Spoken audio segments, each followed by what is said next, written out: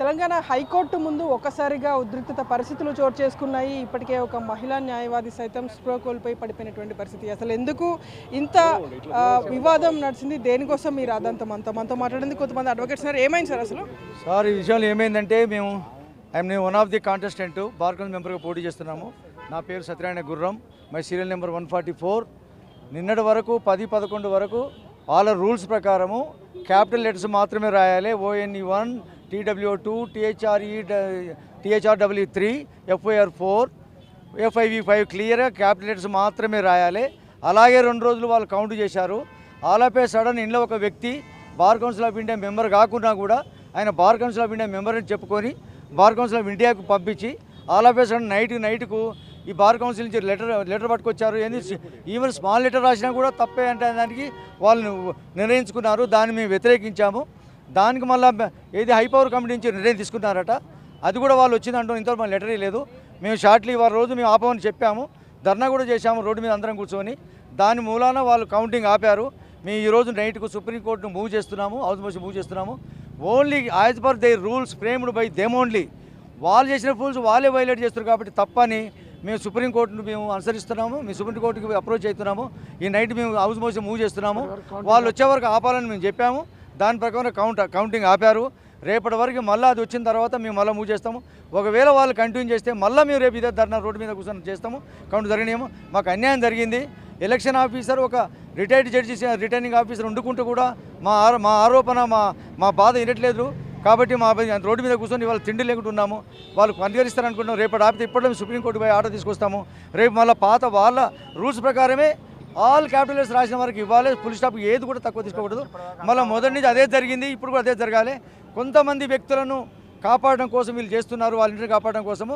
కాబట్టి అది మేము ఆపడానికి సుప్రీంకోర్టుకి పోతున్నాము, ఆర్డర్ తీసుకుంటాము. మళ్ళీ యథావిధిగా పాత ప్రకారం చేయాలని కోరుతూ సుప్రీంకి వస్తున్నాం. కాబట్టి ఇప్పటి వరకు ఎన్ని ఓట్స్ కౌంట్ చేశారు, ఎన్ని ఇన్వాలిడ్ అయ్యాయి? ఇప్పటి వరకు అంటే ఇప్పటి వరకు సుమారు ఒక 1500 ఓట్లను లెక్క పెట్టిండ్రు. ఇప్పటి వరకు 1500 ఓట్లను లెక్క క్యాలిక్యులేట్ చేయడం అనేది జరిగింది. At the time of election notification ఇచ్చేటప్పుడు ఇచ్చినటువంటి రూల్స్ రెగ్యులేషన్స్ని వాటిని అమలు పరచాలి. ఒకసారి ఎలక్షన్ ఎట్లా కండక్ట్ చేయాలనేది రూల్స్ ఫ్రేమ్ చేసిర్రు.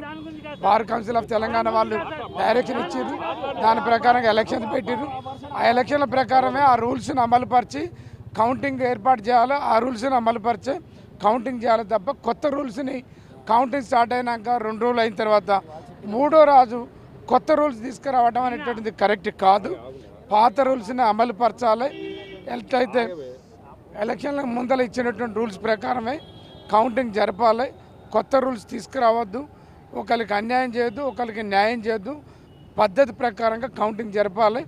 రూల్స్ని అమలు పరచాలనేది మా యొక్క డిమాండ్. ఎన్ని ఇన్వాలిడ్ ఉన్నాయి?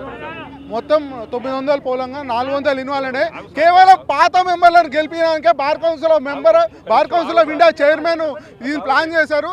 ఇది చాలా అన్యాయము. ఇది జ్యుడిషియరీ కాపాడాల్సింది పోయి జ్యుడిషియరీ డెమోక్రసీని నాశనం చేస్తున్నారు.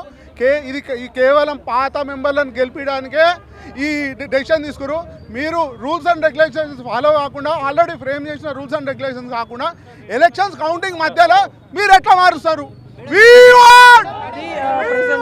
నేను చెప్తున్నటువంటి వర్షన్స్ న్యాయవాదులందరూ కూడా వ్యక్తం చేసినటువంటి ఆవేదన ఇదే. గతంలో ఏదైతే వాళ్ళు ఫ్రేమ్ చేసినటువంటి రూల్స్ని వాళ్ళే ఉల్లంఘిస్తూ ఈ తరహాలో మళ్ళీ ఇన్వాలిడ్గా ఉన్నటువంటి ఓట్స్ని మళ్ళీ వ్యాలిడ్ అని ఎట్లా చెప్తారంటూ కూడా వీళ్ళు వ్యక్తం చేసినటువంటి ఆవేదన. సో ప్రజెంట్ న్యాయవాదుల ఆందోళనతో అయితే బార్ కౌన్సిల్ ఎలక్షన్స్కి సంబంధించినటువంటి రిజల్ట్స్ కౌంటింగ్ అయితే ఆపేశారు.